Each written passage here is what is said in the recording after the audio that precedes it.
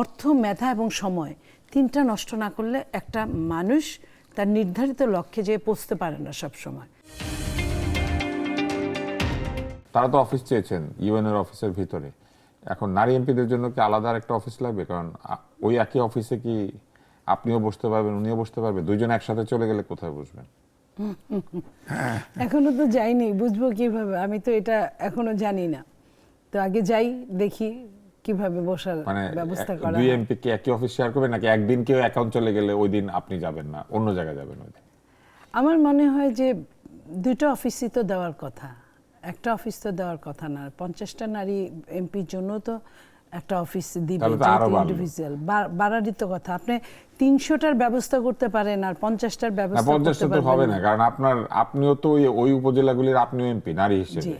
তো সেক্ষেত্রে তো আপনাদের এলাকা আরো বেশি, কারণ 300 জনের যে এলাকা ওটা 6টা এমপির এলাকা। হ্যাঁ, আপনার 6টা এমপির এলাকা। তো সেক্ষেত্রে তো উনি কোন উপজেলায় অফিসে, মানে উনি অন্যটাতে যাবে যেখানে পুরুষ এমপি যাবে না, ওই দিন আপনি অন্যটাতে যাবেন যেখানে পুরুষ এমপি যাবে না। এখন প্রশ্নটা আপনার যুক্তিসঙ্গত, জটিল। আমি জটিল প্রশ্ন আপনি কি বুঝে শুনে আমাকে করলেন কিনা, কারণ এটা আমি চেষ্টা করছি।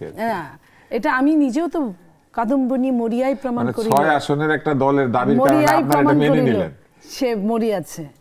এখন আমরা তো প্রতিবাদ করছি, তখন তো আপনারা আমাদের সঙ্গে একদিনও তো দেখি নাই ডাক্তার তুষার অথবা আজিজ, এম.এ. আজিজ আমাদের সঙ্গে মানববন্ধনে আমাদের সঙ্গে দাঁড়িয়েছেন যে সব বাদ দিয়ে আজকে মায়েদের সঙ্গে থাকবো, বোনদের সাথে থাকবো। সেটা তো আমরা দেখিনি। হয়তো ফিল করেছেন, আপনি আপনার জায়গা থেকে ফিল করেছেন, কিন্তু সময় নষ্ট না করে, অর্থ নষ্ট না করে, মেধা নষ্ট না করে। তো অর্থ, মেধা এবং সময় তিনটা নষ্ট না করলে একটা মানুষ তার নির্ধারিত লক্ষ্যে যেয়ে পৌঁছতে পারে না সব সময়। আমি মুখ দিয়ে বললাম আর ফটাফট হয়ে গেল, তা হবে না। আপনি যে মায়ের ওরসে থাকলেন, যে মা আপনাকে বড় করলো, যে মা আপনাকে ডাক্তার বানালো, আপনি না, আমি এইখানে এটা বলি, এইখানেই তো আমি আমার প্রাপ্যতা পাচ্ছি না।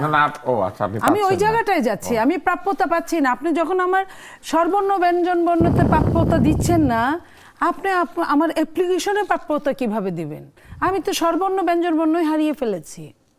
সেই জায়গায় আপনি আমার প্রাপ্যতা না দিলে, মাইন্ডসেটে চেঞ্জ না করলে কখনোই এটা হবে না।